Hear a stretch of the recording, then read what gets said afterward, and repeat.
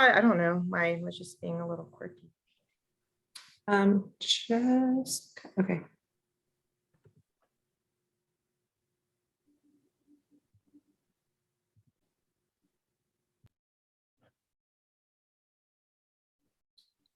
Welcome, folks. We're going to give a minute or two for folks to get in, and then we'll get started.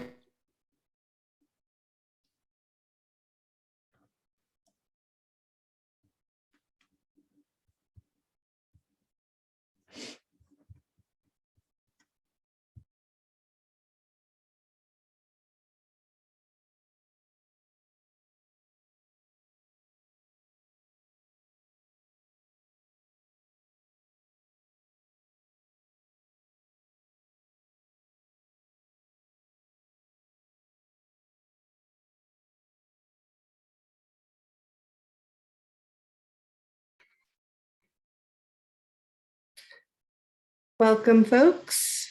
Thanks for joining us for this month's Performance-Based Regulation State Working Group event, PBR State Working Group. Looks like we've got a couple dozen folks on the line, so we'll get started here with our intros before we move into the official program. So today we are excited to have an expert webinar. We have some fantastic speakers, super knowledgeable, and Commissioner Manthe from Nevada has offered to moderate. I just want to walk through some logistical information and what's coming up next for the state working group, and then we will turn it over to all of them. You are invited to send questions in the chat at any time or to raise your hand, and we will make sure that you can ask your question verbally. We'll also have Q&A at the end. And then we plan to reserve about 15 minutes for a PBR State Working Group only roundtable on the same topic of establishing metrics. Next slide, please, Jessica. So I don't think this is an issue the way we've set things up today, but in general, please mute when you're not speaking. As I said, feel free to drop questions into the chat at any time, and we will have further opportunities for Q&A. We will record and post this expert webinar portion of the event today and put it on NARUC's website, but we will not record the closed door Q&A and discussion session. Next slide. And just a quick reminder, we have Commissioner Abigail Anthony from Rhode Island, who is on the line and the chair of the working group. It does not look like we have Commissioner Scripps today, who is our vice chair, but we do have representation from many of our state members. There are about 30 jurisdictions who are part of the state working group, and we welcome you all. Next slide. Okay, and I did want to share that our next event as a placeholder will be May 12th, and that will be a Ruminate and Illuminate with our colleagues in Wisconsin talking about equity metrics. And I'll have a formal slide on that at the end to share with you, and you can mark it on your calendar. So with that, I'm going to turn things over to Commissioner Manthe, and thank you so much. All right, well, welcome everyone. As Danielle mentioned, my name is CJ Manthe, and I am a commissioner for the Nevada PUC. So happy to be here today, and I wanted to welcome everybody to the state PBR and today's session on performance metrics. Nevada has been involved in PBR for over 2 years now. We opened a docket in June of 2019, and since then we've gone through, let me make sure I get my numbers right. We've gone through 12 rounds of comments and conducted 9 workshops, and we've had a very robust stakeholder process. And over half of those workshops were facilitated by consultants, and it was a very good process. And I'm happy to share that we have our draft regulations in the hands of the Legislative Council Bureau here in Nevada. So that process now is coming to an end. But also last year, we opened up a performance metrics docket. And our goal there was to set a baseline for our alternative rate making plans and for potential mechanisms. And so I'm really excited to hear the discussion today, because we are trying to finalize our plans for that docket, and we want to move forward with all the knowledge from today's session. As Danielle mentioned, we have 3 great speakers today. We have Brian Katofsky from Advanced Energy Economy.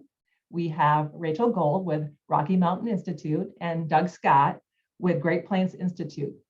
And what we'll do with the panelists is they'll set the stage for this topic. And then what we'll do is we'll dive a little deeper, and then they have some amazing case examples to share with the group. And as Danielle mentioned too, that after all the presentations are complete, what we'll do is we'll have a Q&A session. So with that, let's get started. And Ryan, the floor is yours. Thank you very much, Commissioner. And I'm going to share my screen. Just give me a second here.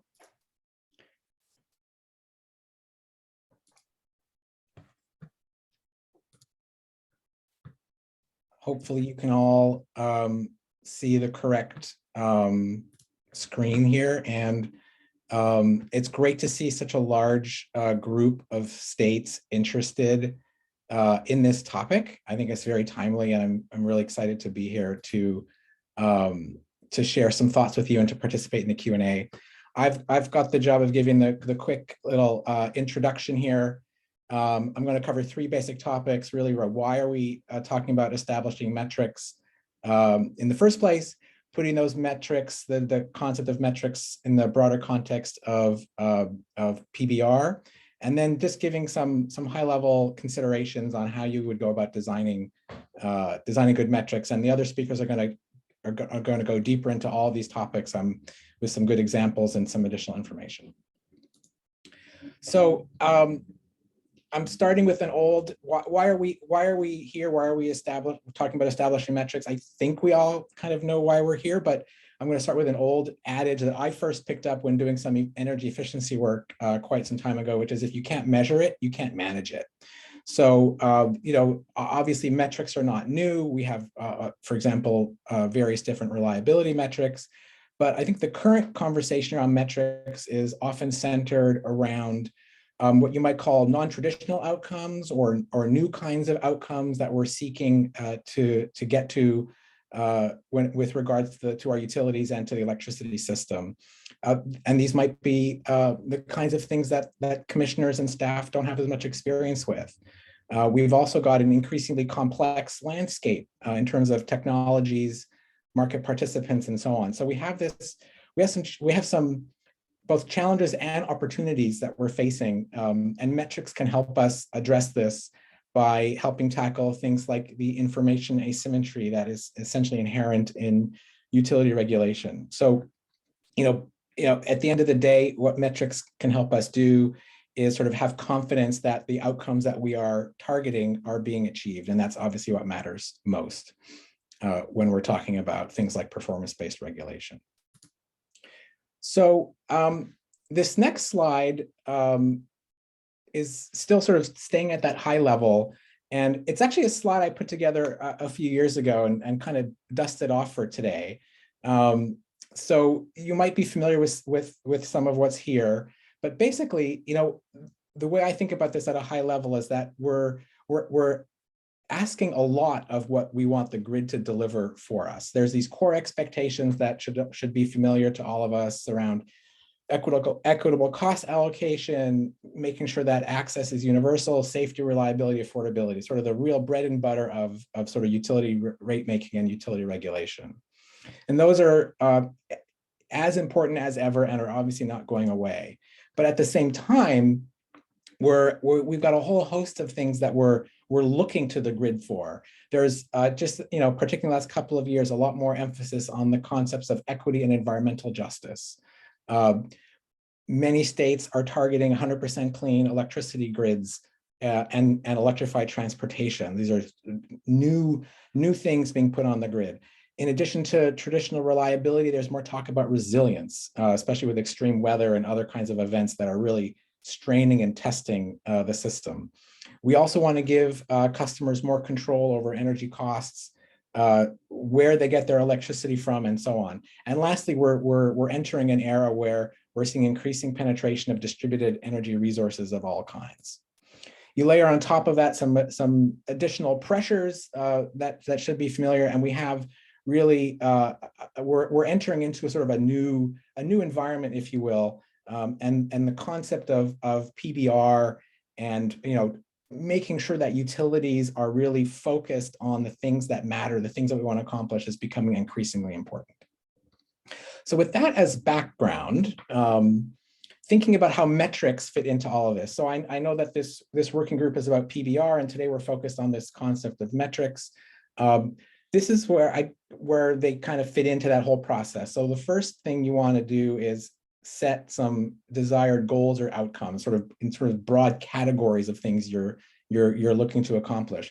These might be actually defined in a statute somewhere, or it might be coming straight from the commission. Those outcomes, those goals really help you then sort of zero in on, well, what do we want to actually measure to see if we're achieving those goals? That's where metrics come into the equation. There are two basic kinds of metrics. On the one hand, you have what are sometimes called scorecard or tracking metrics. And those are metrics for which you're tracking, but there isn't a financial reward or penalty associated with those. If you do attach a financial element to a metric, you have what we call a PIM, a performance incentive mechanism. So those can and do exist in parallel. And in fact, over time, you might have a metric that you initially choose to track as in a scorecard, but you may eventually assign some financial rewards or penalties to it, and that scorecard metric can become a PIM.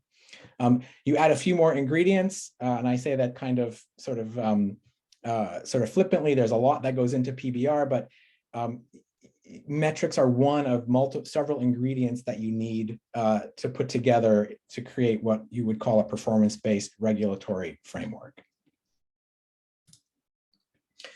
I'll talk a little bit about next, so what goes into good metric design. Here are just I've sort of picked five that I think are some of the most important. One, obviously, you want to tie the metric to a policy goal. That seems fairly self-explanatory. If you're putting time and effort and resources into measuring something, you want to make sure that it's actually tied to an outcome that you're looking to achieve. You want to make sure that the metric is clearly defined. You want to make sure that it's unambiguous, that the utility knows exactly what data it needs to collect and at what frequency.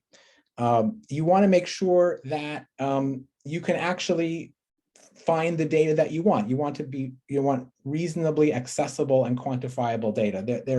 There's an element of this that is related to sort of the time and effort it takes to collect the data, but then also, if one of the things you want to do with that data is say benchmark your utilities against utilities in other states, you want to choose data that is being collected elsewhere. So making sure that you can readily access it and quantify it is important.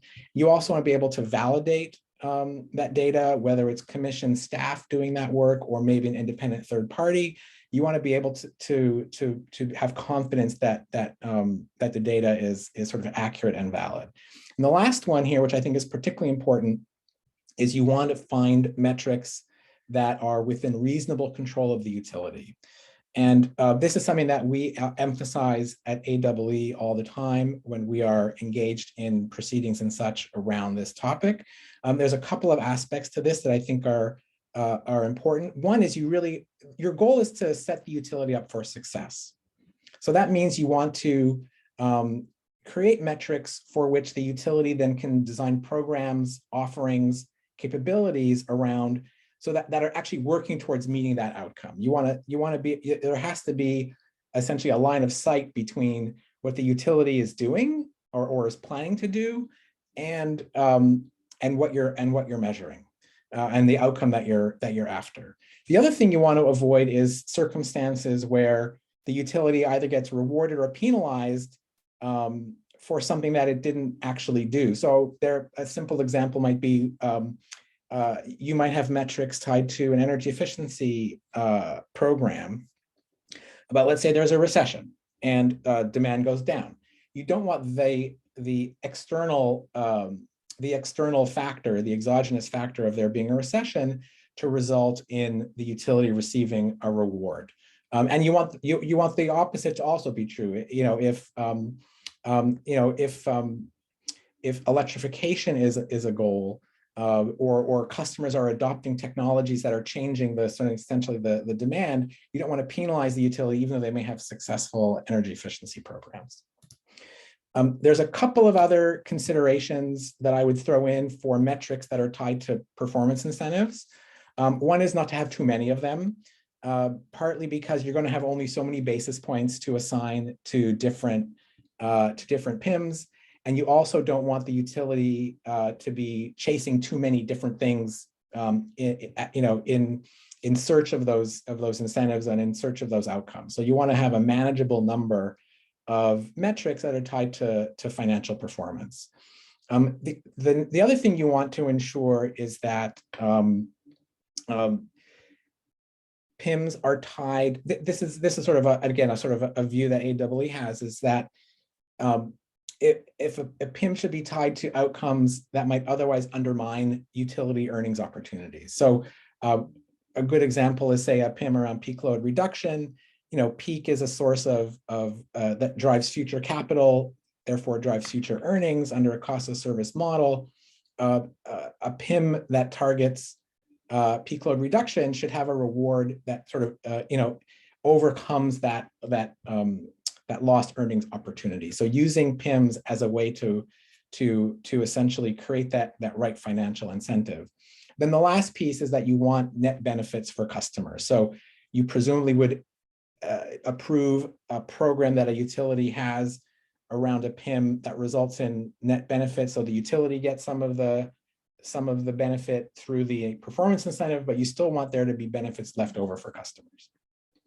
So those are some basic design principles, if you will, around metrics. There are three basic kinds of metrics. One is referred to as activity-based. So you're really measuring things that the utility is doing. So if they have a program to deploy AMI, are they hitting their deployment goals? Did they say they were going to, they said they were going to develop and roll out a time varying rate? Did they actually do it? So these are fairly easy things to track and see that the utility is following through on activities or actions that they were planning on doing. The second type of metric is focused around programs. So energy efficiency programs is a perfect example. So here you're looking at basically the performance in those specific programs. So they might have had a goal of deploying a certain number of, deep energy retrofits or boiler replacements or what have you. So how is the program actually doing? Are they getting the measures into the market? Taking that TVR example, from the first type of metric, the activity is, did they create and roll out a time varying rate? And in this program-based metric, you might be saying, well, how did customers take up that rate? How has the participation been? The third type of metric is really focused on broader or system-wide outcomes. So taking that TVR example one step further, you might look at peak load, and did that TVR program or TVR option result in verified system peak demand reductions? As we look at these different types of metrics and think about sort of looking forward to the notion of performance incentives, our view is that the types of metrics that are best suited for financial incentives are the outcomes-based metrics. So you're actually rewarding the utility for the final outcome. I think you can also attach PIMs to program-based metrics, in a similar way. But when you're looking at things like activity-based metrics, typically the utility is already, particularly if it involves capital deployment, the utility is already receiving a financial incentive for doing that, and you don't need to attach a PIM on top of that kind of a reward, that kind of an activity. A couple more slides here to go, and I just keep my eye on the clock here. I've just given some examples here of what I might call emerging performance areas suitable to metrics. Talked a little bit about reliability at the beginning, but thinking about going beyond some of the traditional metrics in that area to say, for example, focus on the worst performing circuits, focusing on communities that are maybe historically underserved and have below average reliability. There are a number of metrics you can define around environmental performance and equity. Already talked about peak load reduction. You could be looking at system-wide metrics, or perhaps you want to reward utilities where they can find pockets in the distribution system and avoid capital investment and or defer capital investment. As we talk about distributed energy resources, getting customer data into the hands of third-party providers in a sort of timely way could be something you want to look at. Beneficial electrification is a new area where you might want to be measuring performance. And lastly, this notion of customer empowerment, engagement, sort of going beyond traditional customer satisfaction metrics and thinking more holistically about how you are enabling those customers to participate in programs, pursue solutions that meet their needs, and so on. So these are some areas where you can think about defining some new metrics. And lastly, I sort of want to say that you're not alone. There's about 30 states now that are in this working group, which is phenomenal. We track this activity as best we can through our PowerSuite software tool. And here's about a dozen states or so where there have been recent activity at commissions around PBR related activities. And that, I believe, is all I've got. I'm not sure we're going to do questions now or if we're going to save them for later, but thank you very much for your attention. Thank you, Ryan. I think we're going to save the questions for later. And so I think we can move on to Rachel's presentation. Please go ahead. Thank you, Commissioner. Well, I think that Ryan teed up very nicely sort of the overview of the role of metrics and how they fit in. I'm going to cover some of that, but I'm going to double click particularly on examples and take some of the framing that he shared, which we're really aligned on, which is great, and share a little bit about examples in particular states to help make this tangible. And then I'm going to share a little bit about process. So next slide, please. For those of you who don't know RMI, just quickly, we're a 501c3 nonprofit headquartered in Colorado. My team works regularly with public utility commissions in a number of states on their performance-based regulation efforts. We've worked with Hawaii, with Nevada, with New York, with a number of other states. And we really see performance-based regulation and other tools that help to align utility incentives with performance as really crucial levers to support the energy transition that we need.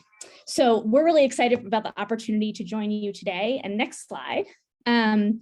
We're gonna share quickly a little bit more about the role of metrics in PBR, some questions to set up a good metric and examples of states that are doing that in different ways, different approaches. And then lastly, we do work a lot with commissions on the process of how to set up PBR, and in particular, some of the pieces around metrics. And so I'll share a little bit about lessons learned about what works and what doesn't from a process perspective. So next slide. A little bit about the role of metrics, and you can click through, apologies, thank you. So what you're seeing here is that this all builds on a foundation of goals. So when you think about PBR, I sort of see this as like a 3D pyramid coming at you from the screen. You want to start with the bottom of the pyramid being a goal that you can really rest on, then you move to outcomes, and then you can get to metrics. Takeaway from this slide is if you start metrics without having clarity on goals and outcomes, they're not going to be worth very much because they're going to be metrics about what? The process of setting goals and outcomes can be painful, but what it does is it helps you to get clarity as a commission. It helps you to get clarity with your stakeholders about what you're aiming for, what you're going for. So it's really the foundation on which the metrics conversation we're about to have rests. Next slide, please. So why might you track metrics without a financial reward or penalty? So as Ryan noted, metrics can be used to support a PIM, but metrics on their own have some value. And I wanted to just share 3 thoughts about why we see that. The first is they can be really good for emergent outcomes. Ryan highlighted some of the new expectations or policies that commissions have before them. And in places where we just don't have great data, where we don't have good experience, metrics are a great place to start to establish baselines, which could be used to create scorecards, to start to establish an understanding of performance to enable us to later create PIMs. They also create transparency. And we know that some utility performance can be motivated just through transparency without attaching a financial incentive. And so they're a tool in the regulatory toolbox, in addition to changes from a financial perspective. And then lastly, we sort of see them as a part of a portfolio to go with tools like multi-year rate plans, like performance incentive mechanisms, like scorecards, to produce really a holistic view of utility performance. And when you think about some of the trade-offs that we're going to talk about and that come when we start to think about metrics, are we more outcome oriented? Are we more activity oriented, et cetera?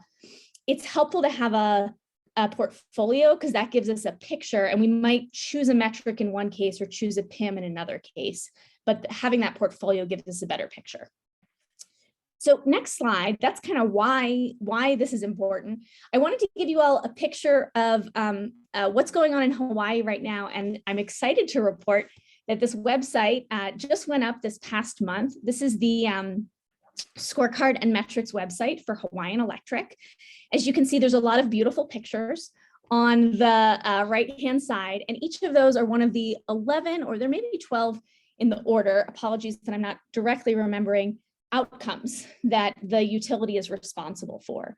And those resulted in 15 scorecards, so metrics with a baseline basically, and 22 reported metrics across those 11 outcomes. And I wanted to just give the quick example of affordability, which was one of those outcomes, to share why it is that having multiple complementary metrics can be really important. So the pandemic, as we know, has really focused attention from a lot of states on affordability. So this is an outcome that a lot of folks are thinking about right now. But sometimes there's a lack of data here. And so the PUC chose to adopt 3 different metrics that illuminated, sort of from different lenses, how low to moderate income customers are faring. So there's a metric that monitors the proportion of customers that are disconnected for non-payment over time at the bottom, that tracks the proportion of customers that are in payment arrangements, so who might be at risk of disconnection. And then at the top, energy burden, which is a sort of more comprehensive picture. And by having all 3 of those, you get a better total picture of what's going on with affordability. If you only had one of those pieces, you wouldn't have the full picture. And so one lesson here is just that metrics can be designed in a way that are complementary to each other. All right, next slide, please. So can you just take Hawaii's great outcomes and apply them to your state? Wouldn't that be great? Unfortunately, we do not recommend the copy-paste method.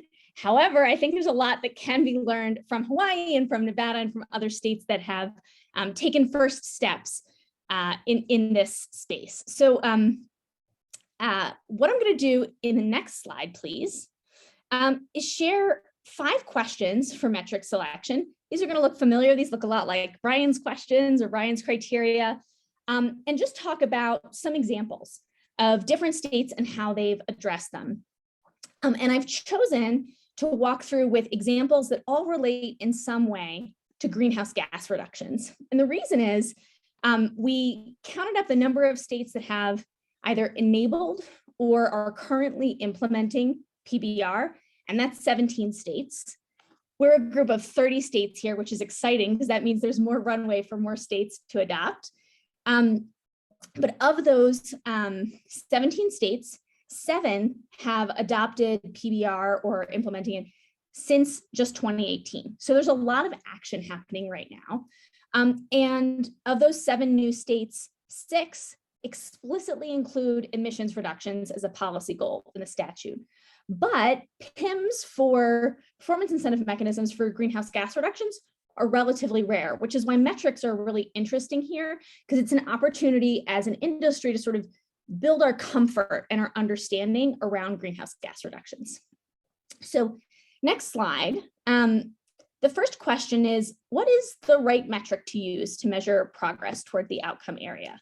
I come from the energy efficiency world, so my instinct always goes to examples from energy efficiency. And we're really seeing a lot of different approaches from states on how to create metrics for greenhouse gas reductions from efficiency programs. The traditional way to do that is with kilowatt hours or therm savings, right? But the most direct way, if, for example, the policy motivating your efficiency programs was primarily focused on greenhouse gas emissions, which is now true in a few states, you might want to just directly measure avoided greenhouse gas emissions from specific programs. And there's some utilities in New York that do that.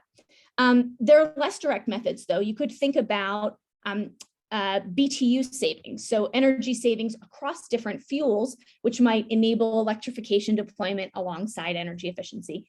Or you might get really specific and look at something like number of completed deep retrofits, which is something that the DC Sustainable Energy Utility is using as a metric. So next slide. This is on sort of the activity-based, program-based, and outcome-based framework that Ryan offered. I'm not going to spend a lot of time here other than to say that when you take a look at the slides later, we've got some examples of places that have different approaches for greenhouse gas reduction, and that framework that he introduced applies to this kind of metric as well. Next slide, please. All right, so is the metric measurable and quantifiable? So, when many PUCs sort of have to make decisions based on what data is actually available, based on what's really measurable. So a great example comes from New York State, where Con Edison has what they call an earnings adjustment mechanism. That's New York speak for a PIM. And they initially considered, they knew they wanted to have a greenhouse gas reduction PIM, and a collaborative of folks who were working on development really considered a broad metric. So focused on greenhouse gas emissions measured based on customer energy consumption, but really across the service territory. They ended up not going with that for a few reasons. It was really complex, developing a territory-wide emissions inventory. It was really complicated figuring out what's from reductions that the utility drove versus what were sort of macro impacts, like some of the things that Ryan mentioned, like economic recession, et cetera.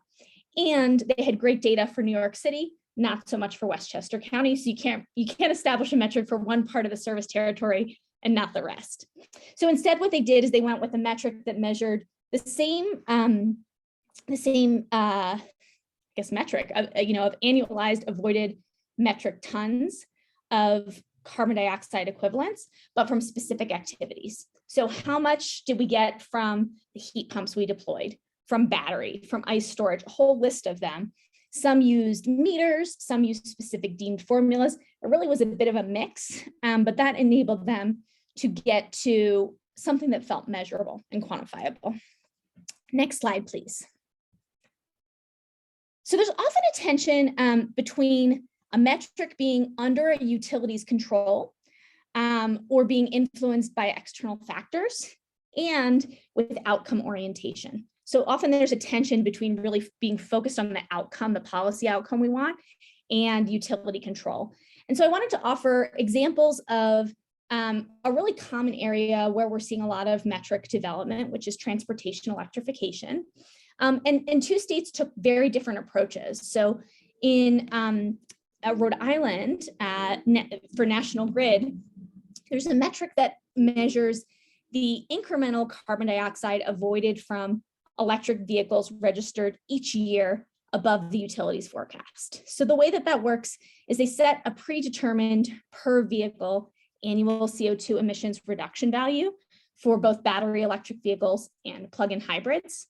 And what you can imagine is that performance is going to be pretty dependent on some factors that might be beyond the utility's control, like fuel costs or federal policies around tax credits, supply chains, things like that. But it definitely gets to electric vehicle registration and to adoption. And if adoption's the focus, then this is a metric that measures the outcome that's desired. Another approach is what the folks in Minnesota did, and I know Doug's going to talk about Minnesota later, so this may be a familiar one, which calculates avoided emissions from electric vehicles by taking the kilowatt hours of meter charging and multiplying that by the annual system average carbon intensity. Definitely some fun questions about marginal versus average, which we can get into in the weeds if folks want. But what they do is they take that kilowatt hours of charging and they convert it into an estimate of miles driven. So that is a factor outside of utilities control. But then they use that to estimate the carbon dioxide that would have been emitted by a gasoline vehicle to drive the equivalent distance. So what they're doing is they're kind of comparing a gas vehicle to an EV. So a totally different approach, really trying to get at a similar metric. Next slide, please. Lastly, this all takes a lot of work for the utilities, for PUCs, for stakeholders to track. And so it's important to think about the level of administrative resources that's required here.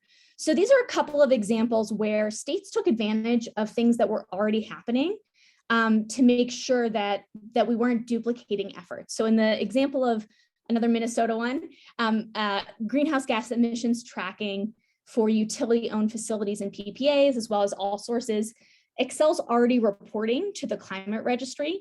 And so they were able to align their reporting for that with the reporting that they needed for the PUC. So that's a great win for everybody. Takes less time, uses an established methodology that's really transparent, makes it more clear for folks. And similarly, Hawaii took a similar approach with Green Button Connect, which was something they were already in the process of implementing to measure customer engagement.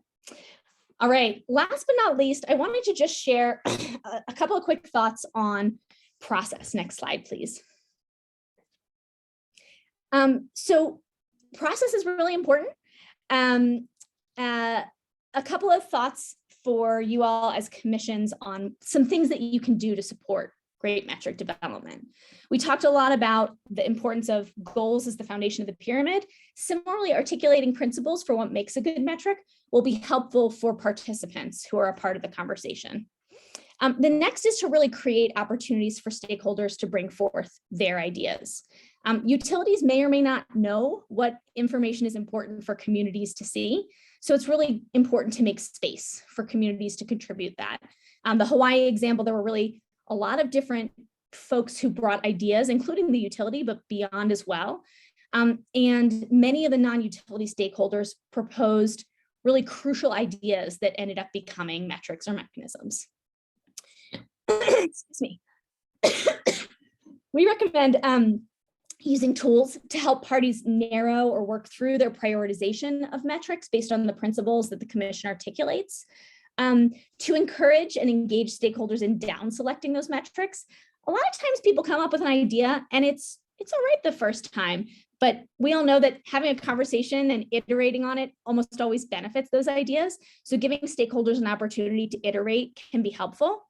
And then, then it comes down to the commission. And one thing that I will just note is that even with the best stakeholder engagement process, sometimes you're going to get to a place where there's a metric you think is important and you don't have a proposal from stakeholders. So you may need to make a staff proposal that folks can respond to. And then lastly, it's important to solicit feedback on reporting frequency and format, because it's not always the case that you need the same frequency and format for every metric. And so think about how to be flexible there and get the minimum viable information to reduce administrative complexity. Last but not least, I'll just say that rate cases are a tough place to develop metrics. You guys are doing a lot during a rate case. Metrics tend to fall to the bottom of the list. So we tend to encourage making these decisions in separate proceedings where possible. And then lastly, we really recommend against limiting proposals to just what utilities bring forward, and instead creating a process that brings a lot of different perspectives so that everyone's not sort of in a place of reactivity to one perspective. Thank you so much for the opportunity to speak with you all today. I've shared some resources in the slides that get into this. And in particular, I'll just highlight some concept papers from the state of Nevada and Hawaii that get into the weeds of metrics in a way that's really helpful. Thank you.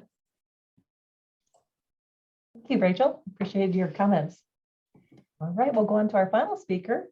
Doug, you're up. Great, thanks, Commissioner. It's great to be with you and with Ryan and Rachel. They always do a great job, as they did today. And I recognize a lot of the participants on the webinar, so that's great. Good to be with all of you. I'm going to spend my time on going into a kind of a dive on process that a couple of states use that Great Plains Institute was involved with. I'm going to talk about Minnesota, and Illinois, who really are doing similar things, but on vastly different timelines. So I'm going to talk about that a little bit. Like RMI, Great Plains Institute does a lot of the same kind of work, working with states on these particular issues. And I also had the benefit of having been a commissioner at one point, so I got to see the implementation of some of the metrics from that perspective as well. So great to be with you, and go to the next slide. I'm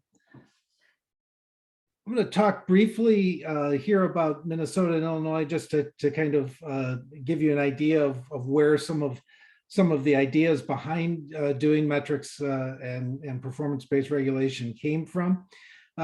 Illinois has done it two very different ways in the last 10 years.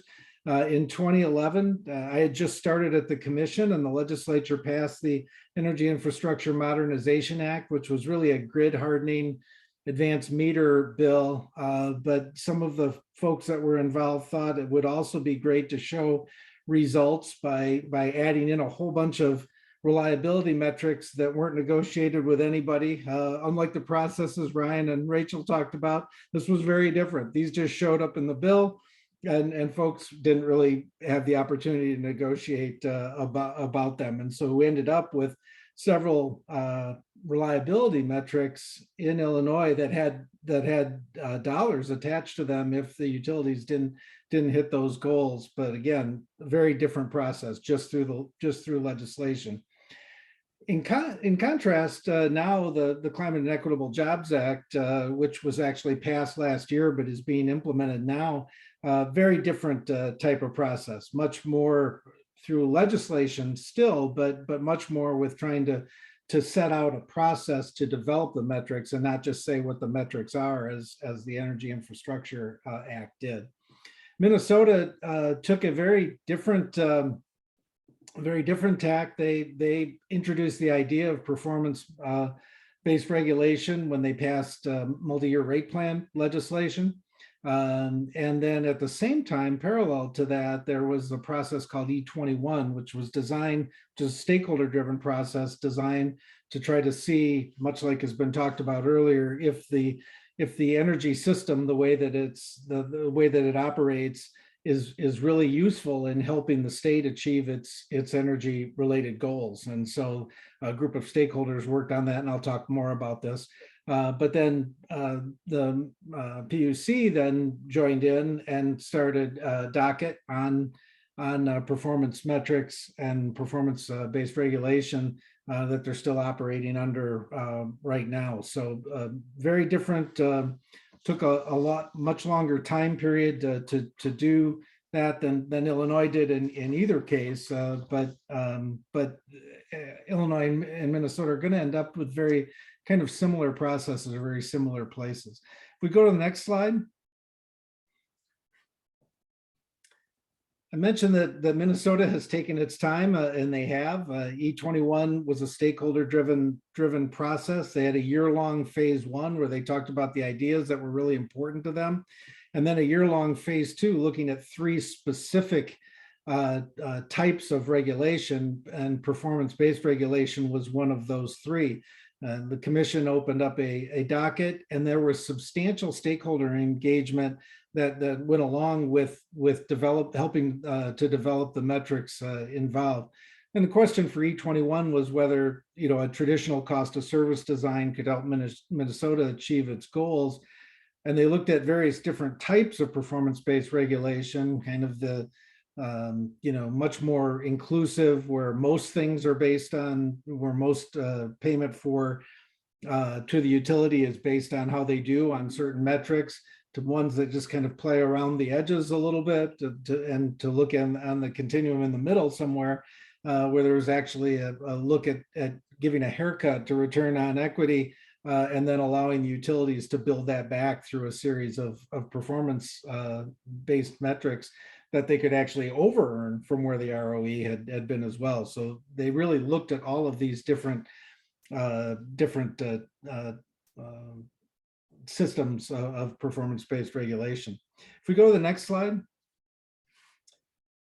during the stakeholder discussions on performance regulations, and again, the stakeholder process was designed to do a couple of things. One was to help develop the goals, help develop the outcomes, and then obviously set out on and talk about what metrics should be developed. And again, plays right back into what Ryan and Rachel were talking about. Understanding what you want the metrics to do becomes very, very important. Well, the Office of Attorney General in Minnesota actually came up with these 7 different steps. They had them arranged neatly in a circle in different boxes that we jokingly then called the circle of life. But the idea was to try to make sure that Minnesota was actually following this process, which was then adopted by the commission. It was come up with again by the Attorney General's office. But the idea is it became very helpful to the process, because the idea of articulating the goals, then looking at what the desired outcomes are, and then trying to identify what the metrics are, not getting ahead of yourselves, so that you understand exactly what the metrics are designed to do, and then the rest of the process will follow. I think the last one's important too, and this was something that came up during the last presentations. This is an iterative process. It's not like you look at the metrics once and then you're done. The idea is to develop the metrics and understand as you're going along and measuring, and either attaching dollar, either penalty or bonus to them or not, but that those will change over time based on technology, based on customer preference, based on how the utility is able to operate. The metrics may need to change over time. And so constantly in a system where you're evaluating, improving, repeating, adding new metrics, perhaps taking some out, becomes very important as well. We go to the next slide. Again, the stakeholder process started in response to the commission docket. And the first thing that the stakeholders tried to do, and we were helping to facilitate this process at the time, was try to figure out what the goals were of the process. And so the idea there was to pull all of these goals, which actually came out of different parts of Minnesota statutes. So the idea of environmental protection, obviously very important. And Rachel went through a couple of the metrics that are looking at pieces that are designed to get at environmental protection. Obviously, affordability and reliability becomes very important as well, but also the opportunity for the IOUs to receive a fair return on their investments was important. And those were all found, as I said, in several different parts of the Minnesota statutes. If we go to the next slide, then they develop desired outcomes. And again, there's some overlap here, but these are a little bit more detailed. There was a large stakeholder process, and these were the outcomes that were adopted by the commission, and basically said, stakeholders, please go out and look at these desired outcomes and then tell us what metrics you think may be helpful, may help us achieve these desired outcomes. And so those 5 buckets of desired outcomes were actually part of a larger stakeholder process where and the utilities were present during this process as well. Stakeholders came together, broke up into groups, worked through they each got a chance to work through the different buckets that they wanted to look at and propose different metrics. To Rachel's point, the idea when she was talking about stakeholder outcome, the idea of kind of crowdsourcing this and finding out what are the different things that people think are very important. A couple of the things that came up, and it's interesting because it came up in both Ryan and Rachel's presentations as well, trying to make sure that the metrics were information that was within the control of the utilities became very important. So that we weren't asking the utilities to go out and figure some things out that they had no idea where the information was. It wasn't in their control. It wasn't obtainable for them. And the other part of it is trying to focus the stakeholders on what are some metrics that can help us get to the desired outcomes, and not just information that might be good to know. There were a lot of cases where during the stakeholder process, somebody would say, well, we think, that it would be great to measure X. And then the question became that was filtered through by the group was, well, does X help us achieve? If we understand that, does that help us get to any of these desired outcomes that are out there?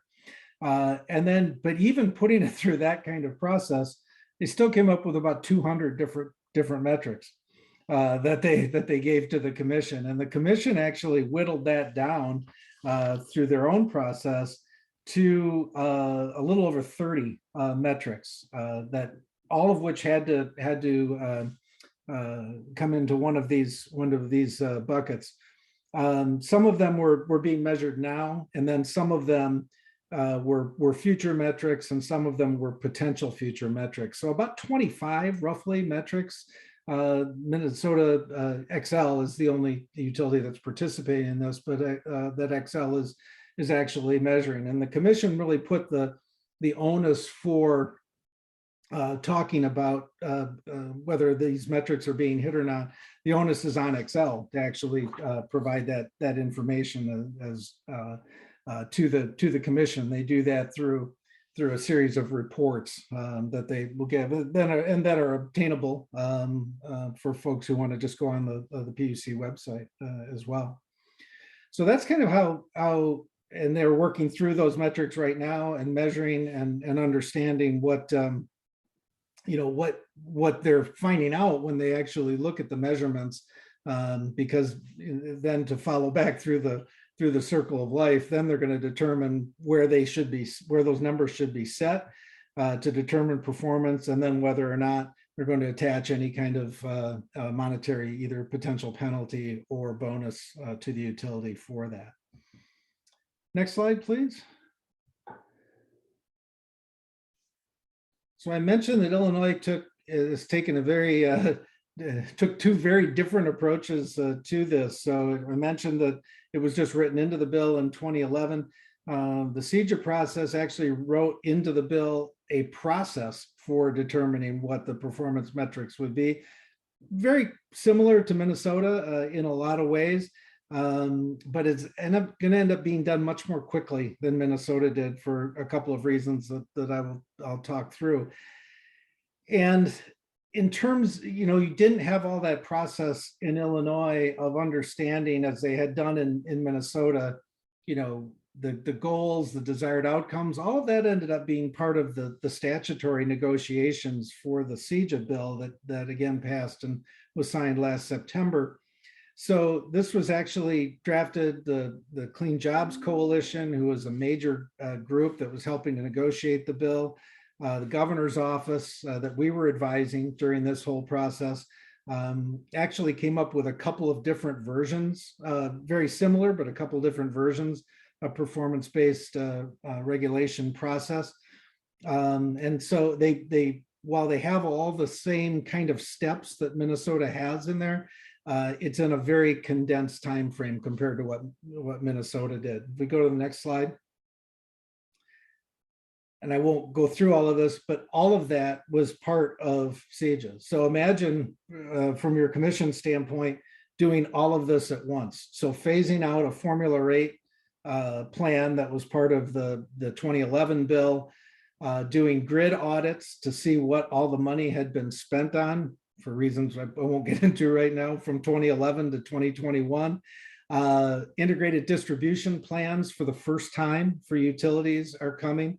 New multi-year rate plans, or going back to pre-formula rate policies.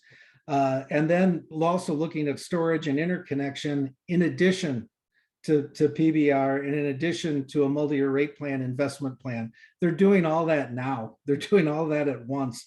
And so the kind of the normal way that you would introduce PBR, if you had the time to kind of take your time and do some of those steps, that's getting highly condensed in the Illinois version as well.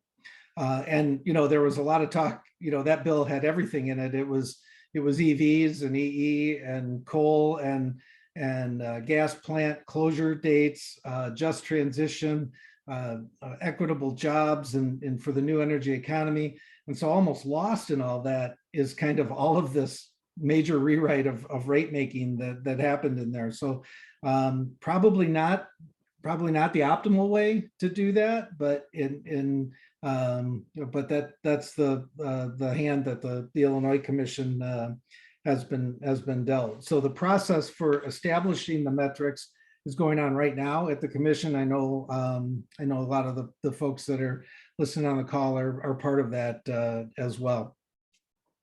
And if you go to the next slide, again, much like the goals and outcomes in Minnesota, here you had goals and objectives. These are all set out actually in the statute in Illinois. And they actually even took a shot at the 2011 process, because actually in the statute, in the legislative findings, before saying, and now we need a performance-based regulation process, it talked about the 2011 metrics and said these measures were not developed through a process to understand first what performance measures and penalties would help drive the sought after behavior by the utilities. And while the General Assembly has not made a spending finding that spending related to the Energy Infrastructure and Modernization Act and its performance metrics was not reasonable, it is important to address concerns that these measures may have resulted in excess utility spending and guaranteed profits without meaningful improvements in customer experience, rate affordability, or equity. So they're specifically getting at the issues that all three of us have been talking about today, which is trying to set up a process so that we understand best what it is we're trying to do first, and then try to set the goals up after that. If we go to the next slide, again, there's just some additional objectives that you will see that are all built into the Illinois legislation. One thing I will point out about that's slightly different than what I've seen in other places. Not that equity isn't part of all the other states' efforts, because it clearly is, and that shows up in affordability and in other places. But the Illinois, the authors of the Illinois Act really went strongly in terms of equity considerations. And so as these metrics get developed, you're going to see that come through in all of them. So there will be an equity component, as there was in almost every part of that bill. You will also see equity considerations through, I'm predicting you will see that through almost every metric. Not only how does this work for customers, but specifically, and this is language that you'll find in the statute too, specifically, how does it work for low income, economically disadvantaged, or the communities where the energy system has traditionally disadvantaged them. So I think what you see between the two examples here, there are a ton of similarities, but what they end up with in terms of the metrics in Illinois may not look much like the metrics in Minnesota. I'm guessing they probably will, but they really don't have to at all. But at least the goals and objectives and that kind of process are very similar. And my last slide, just I put down a few lessons learned. I think if the time is available to you as a commission, use it. I think it's very valuable. Also, the idea of involving as many stakeholders as you possibly can, both in terms of the ideas that you will receive from that, but also in terms of having a durable system that will withstand challenges. Again, setting the goals and the desired outcomes, as we've all said, is very, very important. Also understanding what's already being measured. If the two states that I discussed, I'm guessing that's true of every other state. There are already a lot of things that utilities are measuring and that the commission is requiring that be done. So having a great understanding of what is already being measured, how that's working, what changes need to be made there.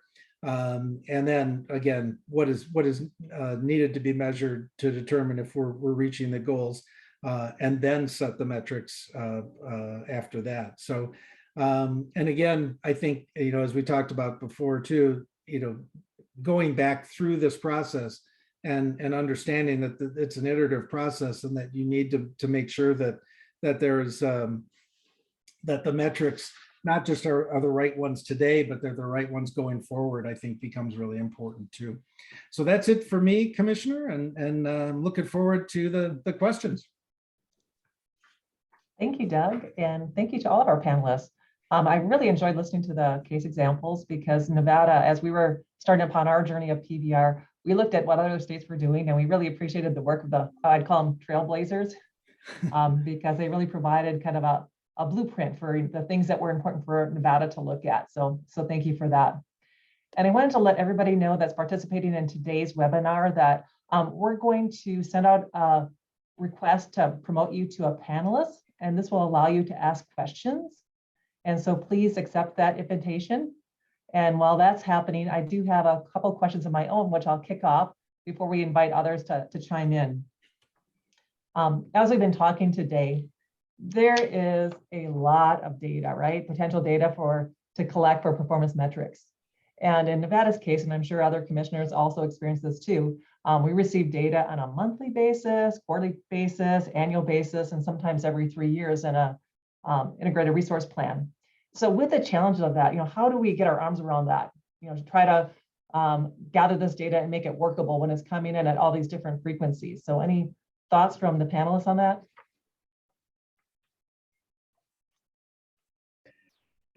Commissioner, I'll chime in really quickly. I mean, to me, it's very interesting because on the one hand, more data, more information is kind of becoming the lifeblood of everything we do. So being able to take it all in, absorb it, process it is becoming increasingly important.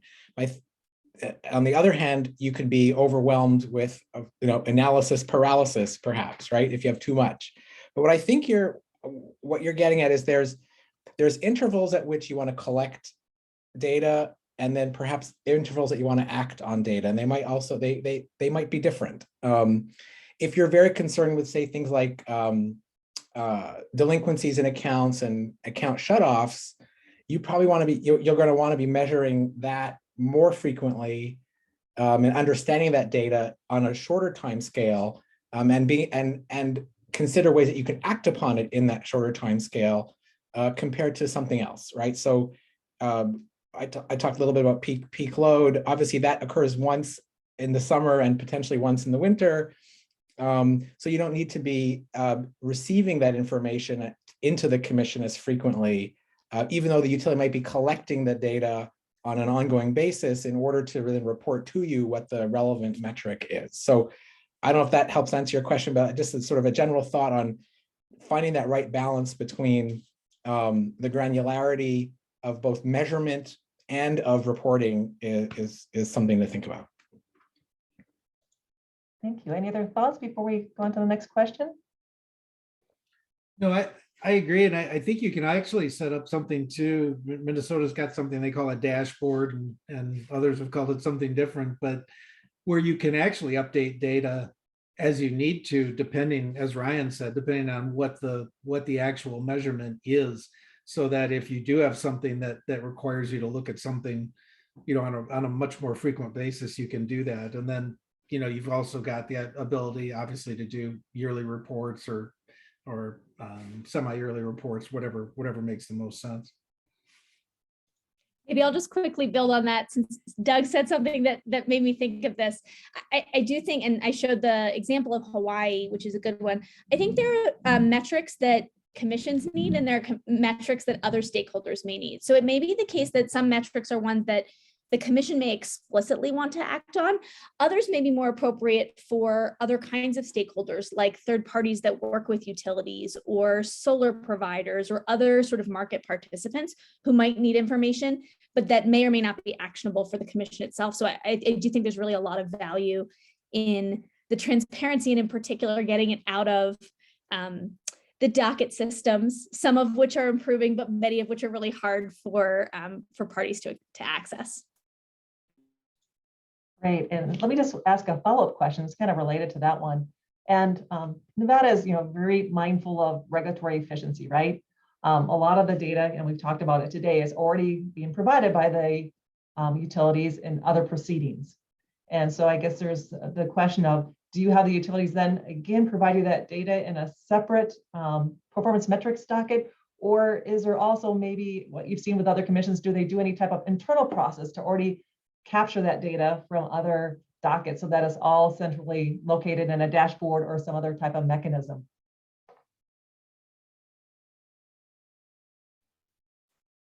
So I don't have as much visibility internally for how commissions handle it, but I will say two thoughts. One is, of course, there's the putting it into dashboards online that might be able to toggle for different timeframes. For example, New York State, and I think it's NYSERDA in particular, but I may be wrong about that, has a dashboard where you can look at the data on a monthly versus quarterly versus other timeframe basis, which can be very helpful for that. And the other thought is that we do see some states take on the gargantuan task of explicitly trying to streamline reporting requirements.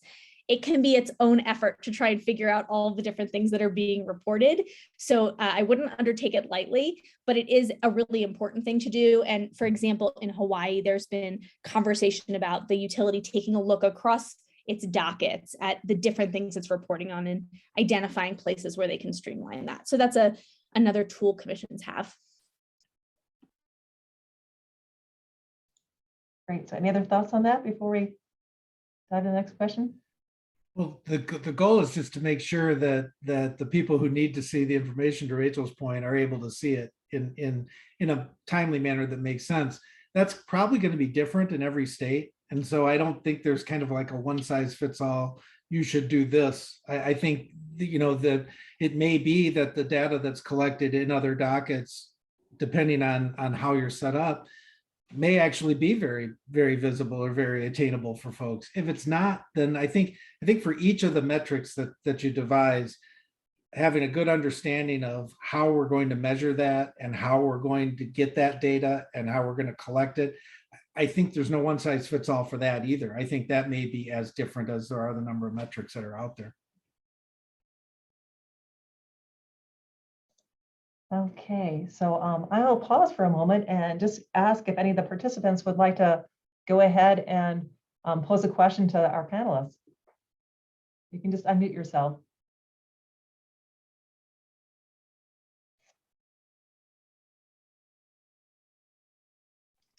I have a question.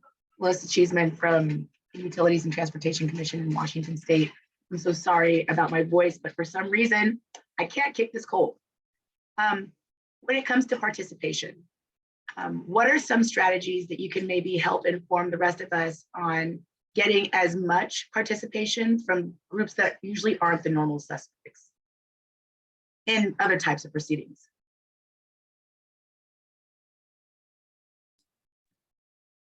Rachel, you want to tackle that first? You talked about process, and I thought you had a lot to say there. Yeah, sure. So Melissa, it's a great question, and I'm excited to hear that you guys are thinking about this. And increasingly, I will flag that many states now have increasing public participation requirements to do a better job there, which is really exciting, but also really challenging for you to implement.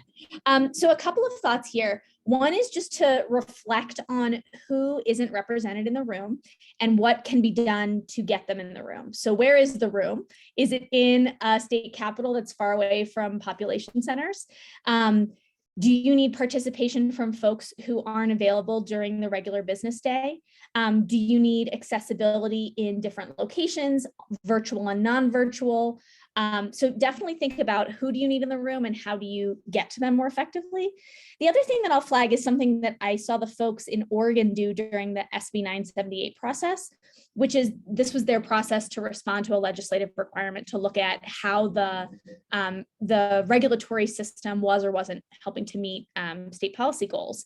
And they did two things in parallel. They ran an education process and sort of like a listening tour at the same time that they ran a process in Salem with sort of, folks who are usual suspects. Of course, everyone was invited, but having that listening tour in addition, both raised the level of education for the participants in the process, but it also got new perspectives in who might not be a part of it before. And the other thing I'll flag is that thinking about it sort of like a spiral, and you have to iterate a few times to get there can be helpful. So you're not going to get great responses from everyone at the beginning, but starting with the brainstorming session and articulating what you want to see as a commission, but then revisiting it and saying, okay, here's what we heard.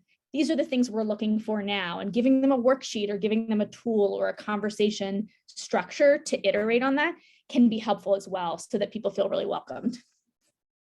And I have a couple of additional thoughts in addition to what Rachel had to say, which is the more or the longer you can keep this out of a formal litigated, adjudicated process, the more broad stakeholder input you're going to be able to get, because that sort of that resource time commitment goes up a lot when you cross over into a case where there's testimony and all the other stuff that goes along with a litigated proceeding. And obviously, ultimately, this is about dollars and cents, and you'll have to get to that stage. But in Nevada with the workshops and in other states, it makes it more conducive to participation.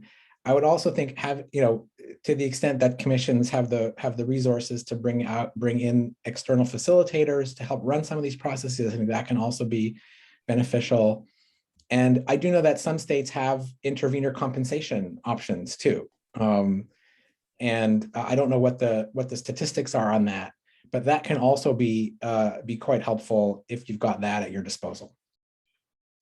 I was going to mention the intervenor compensation because that's something that's becoming more of a regular thought, because a lot of times, a lot of the groups that and Illinois is going to find this too with their commendable major equity focus. They may not reach just by going through the normal people who show up and intervene in a commission process. So if they want to try to involve other folks in that, which I think is a good idea, they may need to provide stipends or something else for people to be able to participate. And also, I think an external stakeholder process can be very good for the reasons that both Rachel and Ryan have said. The stakeholder process in Minnesota was great because the commission actually ordered it to happen, but it didn't happen at the commission. There was a docketed proceeding, and part of that was they said, go do this stakeholder process and help us better understand what we're talking about here in terms of forming these metrics. And then that allowed the stakeholder group to make sure that they had everybody in the room that they needed to have in the room. The other thing that you can do, because sometimes there's a real asymmetry in terms of the information or the knowledge that people have about it. And it's really important to people, but they may not know how to interact with it. So I've actually, the idea that you can do some things virtually in terms of either sometimes virtually, sometimes you need to actually go into communities to do this, but some kind of level setting, a webinar that talks about what it is we're trying to do. Here's how we're trying to do it. What thoughts do you have? What's the most important thing to you in how we're approaching this? I think that can be really important as well. Thank you. Oh, And sorry, I'll add. Oh, go ahead, Rachel. I realized I didn't say one thing, which is that not every stakeholder knows why performance-based regulation is important. So there's a little bit of a marketing thing that commissions need to do here, which is telling the value proposition of why this is important to them. And apologies, I just wanted to add that because I do think there's sort of like even in the way we name proceedings, making sure that it's a name that's really accessible to people, making sure, I know there are sometimes restrictions for particular states, so I know that's a challenge, but where you have flexibility, naming it in a way that's accessible, making sure that people know this is for you to participate, that this will have value for you. Rachel, that is awesome. Thank you for adding that. I've got a check mark next to half the things that has been provided here. But it's funny because I had a meeting with Doug earlier today, and the conversation I was having before was literally marketing to NIPSI why it's important for you to come and tell us what behaviors we should be tracking. Yeah. Thank you. Yeah, and Liz, I would just add, as Ryan had talked about, just the process. And with Nevada, we did follow a very informal process. We had informal workshops that were conducted through Zoom, and there was no court reporter there. They were not webcast.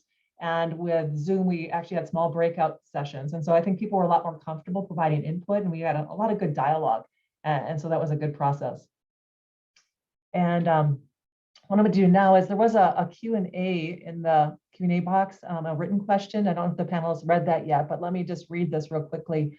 It's a question about the potential relationships between utility business models and PIMs. How can participating parties know when it is time to consider changes to business models when PIMs might not be able to overcome pre-existing business model financial incentives / disincentives? So any thoughts on that question? I definitely have some thoughts on that question, and I sneakily read it while Doug was still talking. So, I'll start. I have a couple thoughts. One is I have a very simple definition of what a business model is, which is sort of how you make money, right? That's really what a business model is. And PIMs are a way for utilities to make money. So I view PIMs as being or could become an essential element of a utility business model, whatever that business model ultimately looks like. So that's sort of my first thought. So that there's clearly a relationship there, in the sense that a PIM can help drive, create a financial incentive that will drive utility behavior. The other part of the question about sort of knowing when it's ready to consider this, I'll actually put forward that I think just given by how many states are in this working group, and Rachel talked about the number of states who have tackled this tackled this even since 2018. I think the time is now. I tend to be a technology optimist. I studied engineering. Technology is not the solution to all of our problems, but clearly technology is in the clean energy space and in the utility space more generally is moving very quickly. It's moving faster than regulation, and consumers and others are getting ready to and will be investing significant amounts of their own capital into energy systems in one form or another. And the question becomes, I think, for commissioners is, how do we make sure that utilities are positioning for that future, making sure that they're making the kinds of investments that are not going to be duplicative, but that are going to really leverage all the other investment and change that's taking place on the energy system. So figuring out how to do that really means taking a close examination of what motivates the utility financially to take action. So I know we're getting ahead of just establishing metrics, but that's my thought there. And the simple example I sometimes think about is we're going to have, with electric vehicles coming on, consumers are going to want them because they're a better product than an internal combustion engine vehicle. It's not just about the environment and other things, but it's ultimately a superior product. We're going to have lots and lots of these things on the road. And in some reasonable amount of time, we're going to have more storage. Granted, it'll be on wheels, but we're going to have more storage than we know what to do with on the network. And the question, for a regulator, for example, should be, how can I create an incentive for my utility to take advantage of all of that mobile storage versus having them incentivized to build more peaking plants? So that's a simple example, but I think that is to me, that gets across the sense of sort of the urgency of being ready for that future. And it ultimately comes down to what motivates the utility financially. Okay, thank you, Ryan. I think we might have to wrap it up there because I know we want to just save a little time at the end of our session today just to have some internal discussion amongst the working group. But I want to just thank all the panelists today. You shared some amazing information, and I think we have a lot of takeaways that we can put to work in our own commission. So thank you so much. Thank you. And sorry for monopolizing at the end there. Thank you for giving me that chance. No, that was good.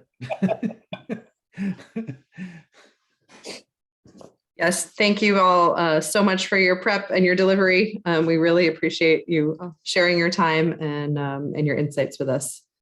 So we'll be in touch and see you again soon, I'm sure. Thanks, Ryan. Thanks, Doug. Thank you. Bye-bye, everybody.